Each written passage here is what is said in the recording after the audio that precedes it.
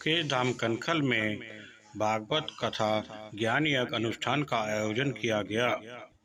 कथा व्यास महंत श्री स्वामी 108 सदाशिवानंद गिरी जी महाराज ने भक्तों को कथा श्रवण कराई। स्वामी दर्शनानंद गिरी महाराज ने सभी भक्तों का अभिवादन किया।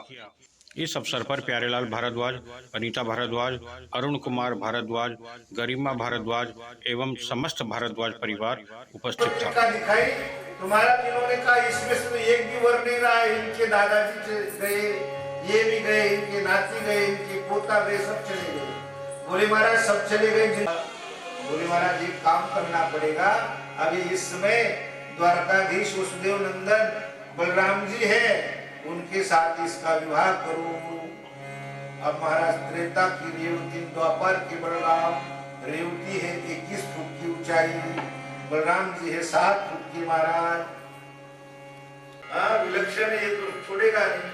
तो बलराम जी को गुस्सा आ गया, बड़े बहू के बड़े भाग बोले, तो बलराम जी को गुस्सा आ गया। बलराम जी ने जैसे रेवती के कंधे पे हल लगाया ना, नांगर था ना, हल था ना उनके पास, हल कंधे में लगाया, जो झटका मारा ना, जोर से मारा, रेवती लेवल में आ गई। के साथ लेवल में आ गई। लेवल में आने के बाद महाराज आप तो नहीं होंगे, आप तो बराबर है। बोले आप तो बराबर हो, आप तो बड़े बहुत के बड़े भाग में आप बराबर होंगे।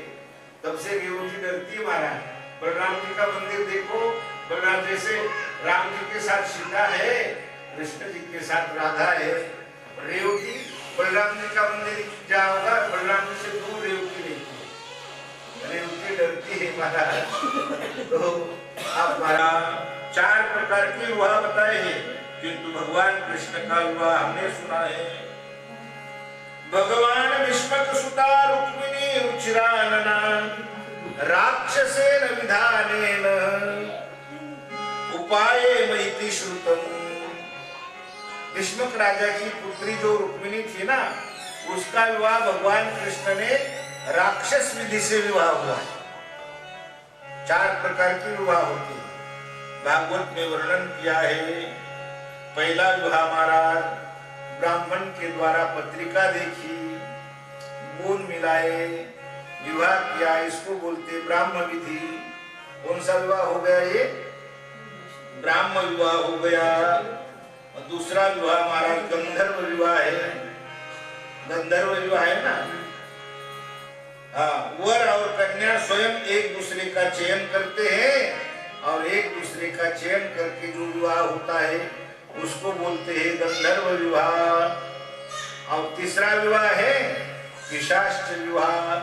वर आता है, कन्या का बलपूर्वक हरण करके ले जाता है, उसको बोलते हैं राक्षस विवाह है। और चौथा विवाह है पिशाच विवाह। कन्या का, हाँ, वर कन्या का हरण करके ले जाता है, वो होता है महाराज राक्षस विवाह। और बलपूर्वक युद्ध करके कन्या का ले जाते हैं, उसको बोलते हैं पिशाच विवाह। तो गुरुजी हमने सुना है भगवान कृष्ण को ऐसी कौन सी आपत्ति आ गई थी कि रुक्मिणी के साथ राक्षसेन विधानेन उपायेन श्रुतम। हमने सुना है कि भगवान कृष्ण ने रुक्मिणी के साथ राक्षस विधि से विवाह किया था। जी महाराज जी ने कहा कि वर तो है, बहुत सुंदर है, द्वारकाधीश श्री कृष्ण अच्छा है, सब कुछ है, द्वारका के राजा है, उनके साथ विवाह करे तो बहुत अच्छा है। हमारा विष्णु जी का बड़ा जो बेटा होता ना रुक्मी, वो था शिशुपाल का मित्र। उसने कहा, उसके यहाँ वो तो रंछोड़ है, गाय चराता था, बेजल की रोटी खाता, झरने का पानी पीता, आज द्वारका में गया तो बड़ा हो गया, उसको देंगे, उसको हमारी बहन नहीं देंगे। हमारी बहन तो वहां जाएगी जहाँ राज रानी होकर रहेगी। अब रुक्मी जैसे जोर से बोला ना, हमारा विष्णु जी महाराज शांत हो गए, भाई तुमको जैसे करना वैसे करो। ऐसे कहने के बाद विष्णु जी महाराज जी बोले जैसे करना वैसे करो। सवेरे हुआ, ये स्नान विन किया, घोड़े पे बैठा, महाराज चेदी नरेशदम घोष नंदन क्या, कैसे आए, क्या आए? उन्होंने कहा महाराज हमारी बहन समझदार हो गई है, विवाह करना है, आपका बेटा है शिशुपाल, विवाह करेंगे तो संबंध यदि आपको मंजूर है तो विवाह करेंगे। दमघोष जी ने कहा कि कोई बात नहीं, विवाह करेंगे। महाराज सब रीति रिवाज करके रुक्मी चला आया। पिताजी ने कहा क्या हुआ? बोले संबंध पक्का किया, परसों बारात आएगी। आता है ना महाराज, कहीं कहीं तो लड़की देखने जाते तो लेके आते उसको। कहाँ गए थे? देखने गए थे। तो देखा महाराज इन्होंने, भीष्म जी महाराज बड़े प्रसन्न। देखा इन्होंने, आने के बाद कहा कि महाराज सब पक्का करके आया, परसों बारात आएगी। रुक्मिणी सुन रही थी दरवाजे के पीछे से, जो रोने लगी। शिशुपाल के साथ विवाह। रुक्मिणी तो भगवान कृष्ण के नाम की माला जपती थी, जो कि नारद जी आए थे ना, नारद जी विष्णु जी महाराज जी किया। रुक्मिणी ने कहा मैं विवाह करूं, विवाह मेरा होगा तो भगवान कृष्ण के साथ होगा, अन्यथा विवाह नहीं होगा। ऐसा कहने के बाद रुक्मिणी विचार कर रही, रोने लगी। उसकी भाभी थी ना, भाभी ने कहा देख रोने से काम नहीं चलेगा, दिन ज्यादा नहीं है। बोले क्या करे? बोले कम से कम पत्र तो लिख दे। बोलती है श्रुत्वा गुणान् भुवन त्वय्याच्युता विशति चित्तम पत्रपं मे।